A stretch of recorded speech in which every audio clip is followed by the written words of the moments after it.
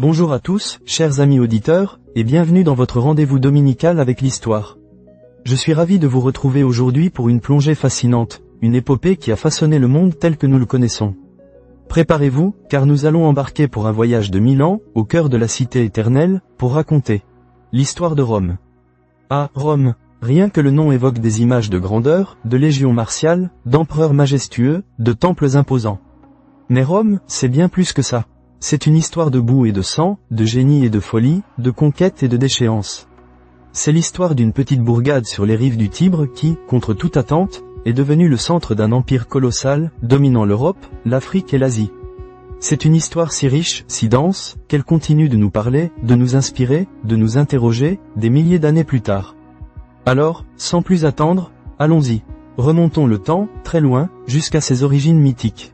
On raconte qu'au 8e siècle avant notre ère, une louve trouva 2 nourrissons abandonnés sur les rives du Tibre. Romulus et Rémus, des jumeaux, fils du dieu Mars et de la Vestale Rhea Silvia. Cette louve, symbole de férocité et de maternité, les allaita, les sauvant d'une mort certaine. Élevés par un berger, ils grandirent forts et courageux. Plus tard, alors qu'ils fondaient leur propre cité, une querelle éclata entre les frères pour décider du lieu et du nom. Rémus franchit par dérision le sillon sacré tracé par Romulus. Foudrage, Romulus le tua, proclamant « Ainsi périsse quiconque osera franchir mes murs ». Et c'est ainsi que, selon la légende, Rome fut fondée, sur le mont Palatin, un 21 avril 753 avant Jésus-Christ. Une naissance maculée de sang fraternel, un présage, peut-être, des conflits qui jalonnent son histoire. Bien sûr, l'archéologie nous offre une vision un peu différente, un peu moins dramatique, mais tout aussi fascinante. Avant Rome, il y avait des villages latins, des cabanes de bergers sur ces collines. Mais la légende, elle, nous offre un fondement puissant, une identité forte pour ce peuple qui allait dominer le monde. Après cette fondation légendaire, Rome entre dans sa période de la monarchie. 7 rois se succèdent entre le 8e et le 6e siècle avant Jésus-Christ. Les premiers sont latins, les derniers, étrusques. Les Étrusques, un peuple sophistiqué, maîtres de l'urbanisme et de l'artisanat, ont apporté beaucoup à Rome. L'écriture, la divination par les entrailles d'animaux, l'architecture avec l'arc et la voûte, et même l'idée de la toge et des faisceaux, symbole de pouvoir. Ces rois bâtissent, organisent la société, créent les premières institutions. Mais comme souvent avec le pouvoir absolu, l'abus n'est jamais loin. Le dernier de ces rois, Tarquin le Superbe, était. Eh bien, son surnom en dit long. Tyran cruel, il s'arrogeait des droits exorbitants. L'étincelle qui mit le feu aux poudres fut un crime abominable. Son fils, Sextus Tarquin, viola Lucrèce, une femme noble et vertueuse. Humiliée, Lucrèce se suicida après avoir révélé l'outrage. Cet acte ignoble souleva l'indignation générale. Le peuple, mené par un certain Lucius Junius Brutus, jura de ne plus jamais supporter la tyrannie d'un roi. En 509 avant Jésus-Christ, Tarquin le Superbe fut chassé, et la monarchie romaine s'effondra. C'est un tournant capital, mes amis. Rome ne voulait plus de roi. Elle voulait une république. Et quelle république? Imaginez un système complexe, ingénieux, conçu pour éviter le retour d'un tyran. Le pouvoir était désormais partagé. Chaque année, 2 consuls étaient élus, pour un mandat d'1 an seulement. Ils se surveillaient mutuellement, devaient s'entendre, et rendaient des comptes. Le Sénat, composé d'anciens magistrats respectés, détenait une autorité morale et politique immense. Les assemblées du peuple votaient les lois. Pourtant, cette belle machine républicaine fut longtemps secouée par des tensions internes. D'un côté, les patriciens, l'aristocratie, les grandes familles qui se considéraient comme les descendants des fondateurs. De l'autre, la plèbe, la masse du peuple, des artisans, des paysans, des petits commerçants, qui n'avaient pas les mêmes droits, ni la même voix. Ce fut une lutte longue, parfois violente, mais souvent ingénieuse, qui dura près de 2 siècles. La plèbe mena des grèves, des sécessions sur le mont Aventin, refusant de travailler ou de combattre, jusqu'à obtenir satisfaction. Petit à petit, la plèbe gagna du terrain. Le droit d'élire ses propres représentants, les tribuns de la plèbe, inviolables et capables de s'opposer aux décisions des magistrats, l'accès aux grandes magistratures, y compris le consulat, et surtout, la mise par écrit des lois, gravées sur les célèbres 12 tables, afin que chacun puisse les connaître et les respecter. C'est une avancée monumentale pour l'état de droit. Lentement, difficilement, Rome bâtissait son identité politique, celle du Senatus Populus Romanus, le Sénat et le peuple romain, SPQR, une devise que l'on retrouve encore partout aujourd'hui. Et pendant que Rome s'organisait, elle grandissait. Autour d'elle, l'Italie était un patchwork de peuples, étrusques, latins, samnites, grecs dans le sud. Rome, avec ses légions aguerries, Ses tactiques militaires innovantes et une politique d'intégration intelligente, offrant la citoyenneté ou le statut d'allié à ses voisins vaincus, devint petit à petit la puissance dominante de la péninsule. Une fois sous l'aile de Rome, ces cités devenaient des alliés fidèles, fournissant des troupes, des ressources, et partageant le destin de la ville-mère. Mais la véritable épreuve de force allait venir du sud, au IIIe siècle avant notre ère. Un ennemi redoutable, une puissance maritime et commerciale d'une richesse insolente, Carthage. Fondée par les Phéniciens sur les côtes de l'actuelle Tunisie, Carthage contrôlait le commerce en Méditerranée occidentale. Le choc était inévitable. Ce furent les 3 guerres puniques, un duel titanesque qui allait décider de l'avenir de la Méditerranée. La première guerre punique fut principalement navale. Rome, qui n'avait pas de marine digne de ce nom, en construisit une en un temps record, inventant au passage le corbeau, une passerelle d'abordage pour transformer la bataille navale en combat terrestre, là où ses légions excellaient. Rome gagna, et s'empara de la Sicile. Mais ce n'était qu'un avant-goût. La seconde guerre punique, c'est celle de la légende, celle d'Hannibal. Imaginez, chers auditeurs, un génie militaire, un stratège d'une audace folle, traversant les Pyrénées et les Alpes avec son armée et ses éléphants de guerre, pour attaquer Rome sur son propre sol. Pendant plus de 15 ans, Hannibal ravagea l'Italie, infligeant des défaites cuisantes aux légions romaines, comme à la bataille de Cannes, un désastre épouvantable qui aurait pu sonner le glas de Rome.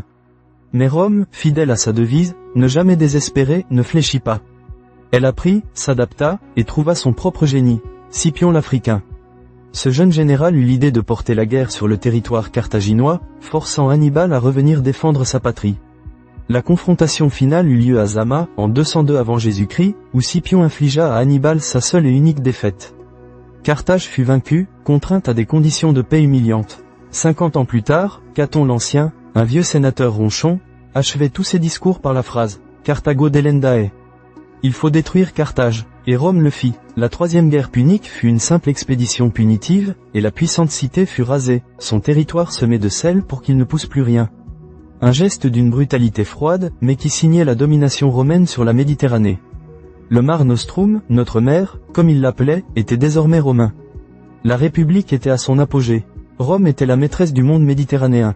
Les richesses affluaient, céréales d'Égypte, esclaves de partout, métaux d'Espagne. Mais cette expansion gigantesque créait aussi de profondes fissures dans la société romaine. Des millions d'esclaves travaillaient dans les immenses latifundia, les grandes propriétés terriennes. Les petits paysans romains, eux, ruinés par les guerres, ne pouvaient plus faire concurrence et étaient contraints de vendre leurs terres et de s'entasser dans la ville, formant une masse de prolétaires, pauvres et sans emploi. C'était une véritable crise sociale. C'est dans ce contexte que surgirent les frères Gracques, au IIe siècle avant Jésus-Christ. Tiberius puis Caius, tous 2 tribuns de la plèbe, proposèrent des réformes agraires audacieuses, visant à redistribuer les terres aux plus pauvres. Leurs idées étaient nobles, mais leurs méthodes furent jugées trop révolutionnaires par l'aristocratie sénatoriale. Leurs destins furent tragiques. Ils furent tous 2 assassinés, victimes de la violence politique qui commençait à gangréner la République. La République était malade. Les généraux victorieux, à la tête d'armées de plus en plus professionnelles et fidèles à leur chef plutôt qu'à l'État, prenaient de plus en plus de pouvoir. Marius, un homme nouveau, révolutionna l'armée en l'ouvrant aux volontaires pauvres. Sulla, son rival patricien, marcha sur Rome avec ses légions, chose inouïe. Il instaura des proscriptions, des listes noires de citoyens à abattre.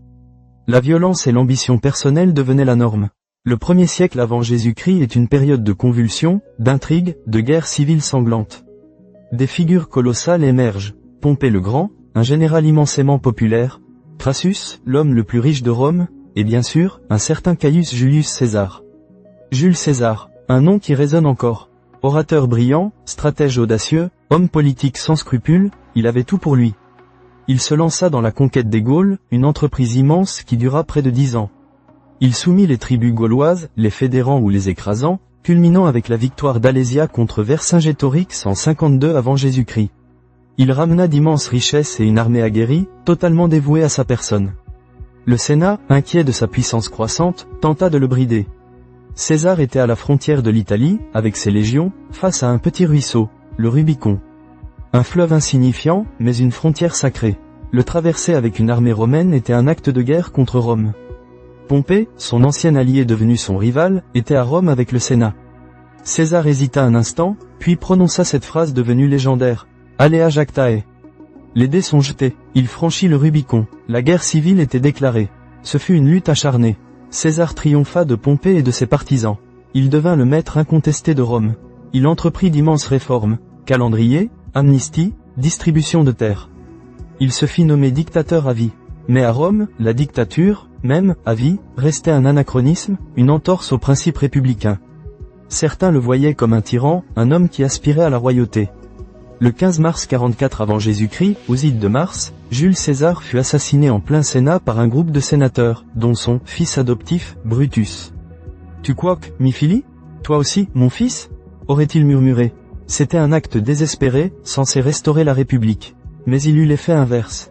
L'assassinat de César plongea Rome dans une nouvelle vague de guerre civile, encore plus sanglante. Le vide laissé par César fut rempli par 3 hommes. Marc-Antoine, son fidèle général, Lépide, un autre général, et Octave, le jeune petit-neveu et héritier désigné de César, un adolescent de 19 ans seulement, mais doté d'une intelligence politique redoutable. Ils formèrent le second triumvirat. Puis, comme souvent, les 3 ne purent coexister. Lépide fut écarté. La confrontation finale opposa Marc-Antoine, allié à la fascinante Cléopâtre, reine d'Égypte, à Octave. La bataille navale d'Actium, en 31 avant Jésus-Christ, scella le sort de l'Égypte et de Marc-Antoine. Vaincus, ils se suicidèrent. Octave était désormais le seul maître à bord. Mais il avait appris de l'erreur de César. Il ne se proclama pas dictateur. Il opéra une transformation subtile, ingénieuse, celle de la République en empire. En 27 avant Jésus-Christ, il rendit, symboliquement, ses pouvoirs au Sénat, qui, en retour, lui conféra le titre d'Auguste, l'homme vénérable, et lui donna des pouvoirs immenses, sans pour autant abolir les institutions républicaines. Il était le princeps, le premier citoyen. C'était la naissance de l'Empire romain. Avec Auguste, le chaos cessa. Rome entra dans une période de paix et de prospérité inégalée, la fameuse Pax Romana, qui allait durer 2 siècles. Les frontières furent stabilisées, les légions, réorganisées, devinrent une force de défense et d'ordre impressionnante.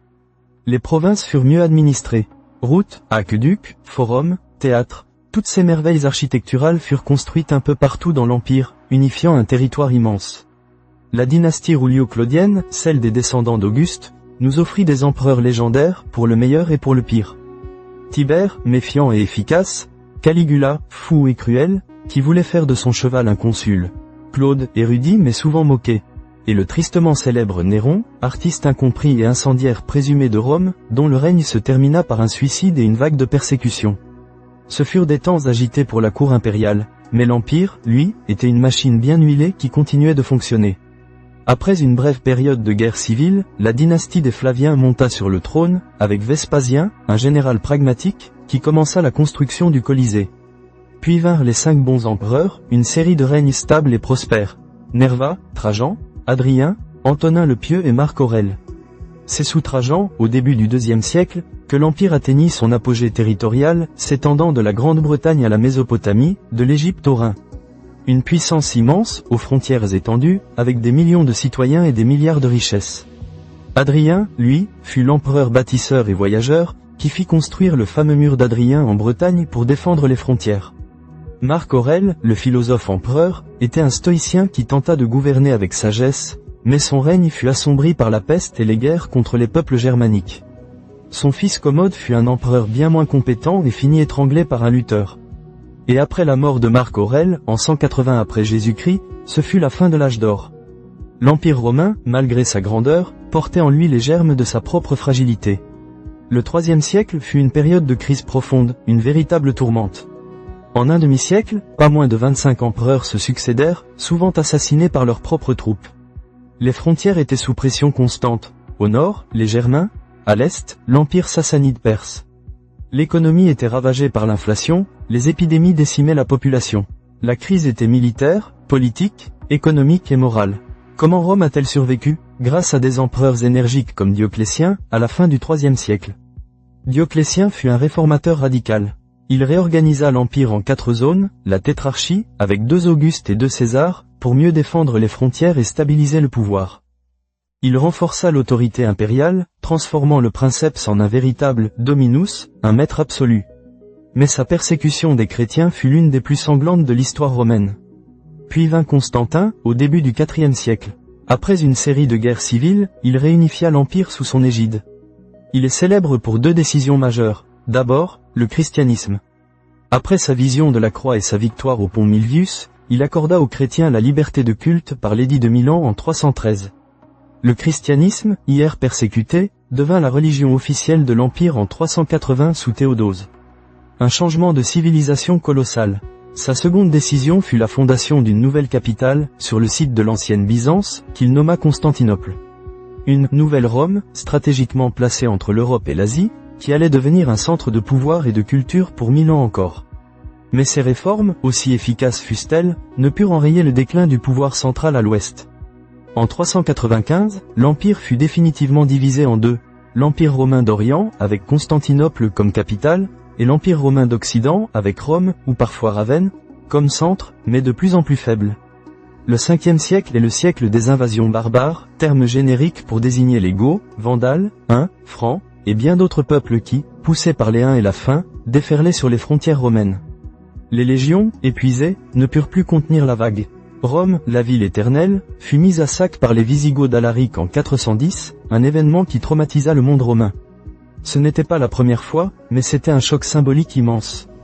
L'Empire d'Occident se morcelait, les provinces passaient aux mains des nouveaux royaumes barbares. L'empereur d'Occident n'était souvent plus qu'une marionnette aux mains de généraux germains. Et c'est en 476, chers auditeurs, que survint le dernier acte. Le chef barbare Odoacre déposa le jeune empereur Romulus Augustule, un nom ironique s'il en fut, car il portait en lui les noms du fondateur et du premier empereur. Odoacre renvoya les insignes impériaux à Constantinople, signifiant que l'Empire romain d'Occident n'existait plus. La chute de Rome, est-ce un événement brutal ou une lente agonie? Probablement les deux. Rome n'est pas tombée un jour, comme une pomme mûre.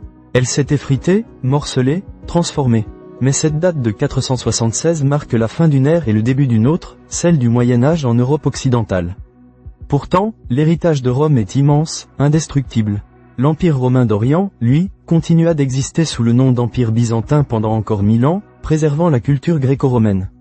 Mais même en Occident, Rome n'est jamais vraiment morte. Son droit, le droit romain, est à la base de la plupart de nos systèmes juridiques actuels. Sa langue, le latin, a donné naissance aux langues romanes. Le français, l'italien, l'espagnol, le portugais, le roumain. Son architecture, avec ses arcs, ses voûtes, ses dômes, continue d'inspirer les bâtisseurs. Ses infrastructures, ses routes, ses aqueducs, certains sont encore utilisés aujourd'hui. Son organisation militaire a été copiée, étudiée. Ses idées politiques, de la République au gouvernement centralisé, ont façonné notre pensée. Et surtout, l'idée de Rome.